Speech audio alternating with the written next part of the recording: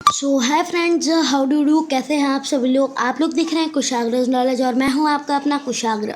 तो आज की वीडियो के अंदर हम लोग जो चीज़ स्टडी करने जा रहे हैं वो है क्रॉप प्रोडक्शन एंड मैनेजमेंट। और ये है थर्ड पार्ट इस चैप्टर का। पहले के दो पार्ट का link I will give you it in description. So let us continue. In a previous part we have studied all these 8 things in like छोटे से के अंदर हमने देखा था कि आखिर ये होता क्या है, but now we are studying them in detail. So in detail, earlier we have studied preparation of soil, and now we are going to study sowing, and after that these all things which are written over here. So it's a part third, and in this part we are going to study sowing. So now yeah friends, now I'm moving on. So here it's written sowing. Wait a minute. Yeah, so here it's written sowing. Sowing is an important part of crop production. Before sowing, good quality, clean and healthy seeds of a good variety are selected.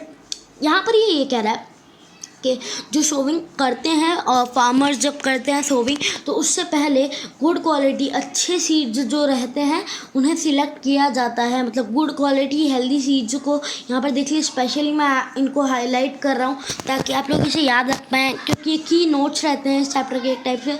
तो farmers prefer करते हैं कि वो good quality seeds को ही select करें।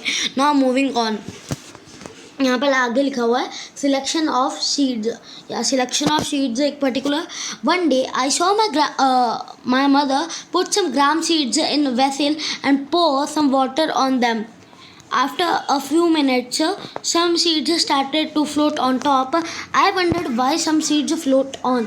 तो यहाँ पर जो भी लिखा हुआ है इसका मीनिंग ये है कि जो लड़की है, इसके जो मदर हैं, उन्होंने एक कुछ बर्तन के अंदर डाले सीड्स, ग्राम सीड्स डाले, मतलब चने कह सकते हैं हम, वो डाले। और उसके बाद में उन्होंने क्या किया, उसके बाद में उन्होंने उसके अंदर पानी डाला, और आफ्टर थोड़ी देर के बाद में क्या रहा कि जो कुछ सीड्स तो ऊपर आ गए, कुछ नीचे स्टिल हो गए।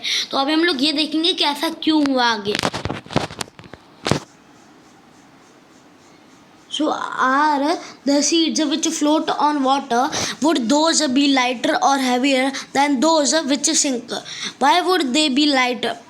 तो अभी यहाँ पर ये क्वेश्चन है जो अभी हमने पहले देखा था, वही वाला यहाँ पे पूरा रिपीट हो रही है बात। तो यहाँ पर लिखा हुआ है damage seeds become hollow and are thus lighter and they float on the water. तो मतलब एकदम एज व्हाट एक्सपेक्टेड, जो डैमेज और ख़राब सीड होते हैं जिनके अंदर कुछ नहीं होता, इन हिंदी वो अच्छा से लाइक खोखले कह सकते हैं हम, जो खोखले सीड्स रहते हैं जिनके अंदर कुछ भी नहीं होता है, वो जो होते हैं वो ऊपर फ्लोट करने लग जाते हैं। तो फार्मर्स क्या करते हैं, जो सीड्स ऊपर like wait a minute, like यहाँ पर ये है हमारे पास में एक पॉट टाइप का है, उन्होंने इसके अंदर पानी डाला और सीड्स डाले, तो जो सीड्स नीचे रह गए वो तो अच्छी क्वालिटी के थे। तो फार्मर्स क्या करते हैं, जो ऊपर वाले सीड्स हैं उनको पहले निकाल लेते हैं, सबको, इन सारे सीड्स को बाहर निकाल लिया, फिर जो गुड क्वालिटी सीड्स हैं उनको लेके अपना जो लैंड रहता है उसके अंदर डाल देते हैं, और उसके बाद में वो प्लांट्स बन जाते हैं।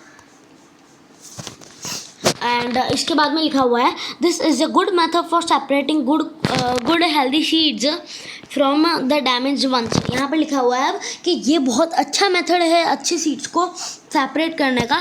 Before sowing, one of the most important task is to know about the tools use for sowing.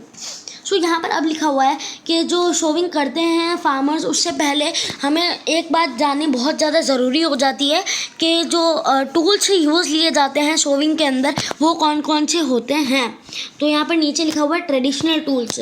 तो टूल्स के बेसिकली टू जो रहते हैं टाइप्स रहते हैं, एक रहता है ट्रेडिशनल, एक रहता है मॉडर्न। एक रहता है ट्रेडिशनल, एक रहता है मॉडर्न। तो अभी हम लोग ट्रेडिशनल टूल्स को स्टडी करते हैं। The tools used traditionally for sowing seeds is shaped like a funnel.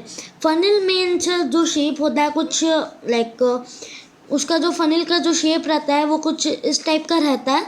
यहाँ पर ये लिखा हुआ है funnel passed down through 2 or 3 pipes having sharp ends. और यहाँ पर नीचे यहाँ पर 2 से 3 पाइप रहते हैं जिनके आगे शार्प एंड्स होते हैं। Pipes having sharp end, these and prayers into the soil and place seeds in the। तो अब क्या हो जाता है आगे कि जो फनिल लाइक यहाँ पे शेप होता है हमारा, इसके नीचे यहाँ पे 3 शार्प एंड वाले 3 to 4 यहाँ पे शार्प एंड वाले पाइप्स रहते हैं, जिनके अंदर फार्मर्स यहाँ से सीड्स डालते हैं, वो नीचे डायरेक्टली इनसे पास होकर डायरेक्टली उनके फील्ड के अंदर चले जाते हैं। और ये मतलब वो इसको उसके अंदर डालते हैं बुलक कार्ट की हेल्प से। आप लोगों ने सुना होगा बुलक कार्ट क्या होता है, वो गाय होती है उसके पीछे इसको अटका देते हैं, कुछ ऐसे करके लगा देते हैं और फिर इससे बहुत अच्छे से शोविंग हो जाती है। बट इसके अंदर एक ही प्रॉब्लम रहती है, ये देखिए guys, like I am having one picture. ये देखिए फार्मर्स यहाँ से ये सीड्स डाल रहे हैं, is seed drill. Now seed drill is an modern method. Now days जो रहता है, ज़्यादातर जो भी फार्मर्स होते हैं वो सीड ड्रिल मेथड को ही यूज़ लेते हैं। ये थोड़ा सा एक्सपेंसिव होता है बट बहुत इजीली, ये टाइम भी नहीं कंज्यूम करता है ज़्यादा और बहुत इजीली इससे सारा काम हो जाता है। आप लोग सीड ड्रिल का पिक्चर यहाँ पे देख सकते हैं ना। तो अब यहाँ पर हम लोग सीड ड्रिल को भी अच्छे से पढ़ लेते हैं। नाउअडेज सीड ड्रिल्स फिगर 1.2 यहाँ पर ये फिगर के अंदर दिया हुआ है, is used for sowing with the help of tractors. ये जो होता है ट्रैक्टर के अंदर जॉइंट हो जाता है अच्छे से और फिर इसको ट्रैक्टर के हेल्प से सीड्स को शो किया जाता है। This is shows the seeds uniformly at equal distance and depth. अब यहाँ पर ये कह रहा है, अब यहाँ पर ये एक ही चीज़ कह रहा है कि ये जो होता है ये एग्जैक्टली एकदम लाइक, ये देखिए आप लोग यहाँ पर देख सकते हैं ना, एग्जैक्टली एकदम इक्वल डिस्टेंस पर ये जो है ये रह रहा है। ये देखिए यहाँ पे एक पाइप है, यहाँ पे एग्जैक्टली थोड़ी थोड़ी डिस्टेंस पे है। लाइक यहाँ पर अगर 1 फीट का डिस्टेंस है ना, तो इधर भी 1 फीट का रहेगा, इधर भी और इधर भी। और फिर ये एकदम उसको डेप्थ के अंदर मतलब बहुत गहराई तक उसको पुट कर देता है। जो फनिल लाइक शेप होता है उसके अंदर एकदम सिर्फ ये 3 और एकदम पास में आगे पीछे हो जाते हैं। ये फार्मर्स कई बार अपने आप भी बना लेते हैं, पाते हैं। फिर आगे बढ़ते हैं हम यहाँ पे। It ensures that the seeds get covered by the soil after sowing। मतलब ये एकदम श्योर कर देता है दैट कि जो सीड्स रहते हैं वो आपस से कवर हो जाए सोविंग के बाद में। वरना अगर जो फनिल मेथड रहता है उसके अंदर फार्मर्स को खुद को बाद में उसके ऊपर सॉइल डालनी पड़ती है, लेकिन ये सारा काम ये अपना आप कर लेता है। Using a seed drill saves the time and labour. तो ये जो लेबर है मतलब काम करना पड़ता है लोगों को, उसको भी बचा लेता है। नौकर चाकर रख के जो भी काम होता है उसे कहते हैं लेबर वाला, और ये टाइम को बहुत ज़्यादा सेव कर देता है। वहाँ पर फनिल मेथड की अगर बात की जाए तो बहुत ज़्यादा टाइम कंज्यूमिंग होता है और यही थी वो एक प्रॉब्लम। अब यहाँ पर एक फैक्ट कॉर्नर है जो मुझे काफ़ी अच्छा लगते हैं फैक्ट कॉर्नर्स। तो यहाँ पर there is a nursery near my school, wait a minute, या there is a nursery near my school, I found that little plants were kept in small bags. आपने देखा होगा काफ़ी बार अगर आप नर्सरी गए होंगे या फिर जो ऐसे स्ट्रीट्स में भी लोग बैठे रहते हैं छोटी छोटी नर्सरीज खोल के, वो जो छोटे प्लांट्स होते हैं उनको छोटे छोटे काले ब्लैक बैग्स के अंदर रखते हैं। तो ये क्यों रखते हैं ऐसा, है ना? तो यहाँ पर अब इसका आंसर है seeds of a few plants such as paddy as a first time grown in a nursery, when they grow into seedlings they are transplanted into field manually. अब यहाँ पर इसका मीनिंग ये होता है कि जो बैग के अंदर वो ग्रो कर जाते हैं प्लांट्स, इतना थोड़ा सा बड़ा होगा वो अकॉर्डिंग लाइक फार्मर्स एक बार हाइट मेजर कर लेते हैं उसकी। अगर वो 30 या 40 सेंटीमीटर से ज़्यादा ऊपर हुआ, 30 या 40 से, तो वो उसको उससे निकाल करके दूसरे या तो बड़े पॉट में डाल देते हैं या फिर एक अपनी मैनुअल फील्ड के अंदर डाल देते हैं जिससे वो अच्छे से ग्रो कर पाए, इसलिए वो उसको उसके अंदर रखते हैं। क्योंकि जब सीड स्टार्टिंग में ग्रो करते थे वो छोटा सा होता है, उसको बड़े पॉट की या फिर किसी और चीज़ की ज़रूरत नहीं पड़ती है, वहाँ पर बड़े पॉट के अंदर या फिर फील्ड के अंदर डालने की ज़रूरत नहीं पड़ती है। तो अभी हम लोग आगे बढ़ते हैं।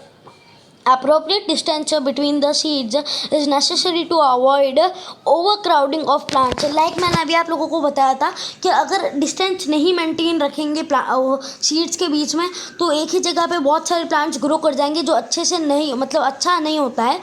This allows plant to get, let me turn on to our next page, sufficient sunlight and nutritions, like यहाँ पर लिखा हुआ है This allow plants to get sufficient sunlight, nutrients and water from soil।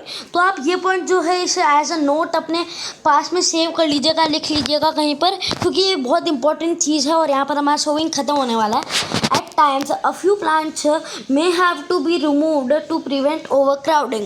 और काफ़ी बार क्या होता है, जब एक ही जगह पे overcrowding होती है तब फार्मर्स को क्या करना पड़ता है, तब काफ़ी सारे वहाँ से प्लांट्स को निकालना पड़ता है। उसकी वजह से क्या होता है कि जो नुकसान हो जाता है काफ़ी ज़्यादा।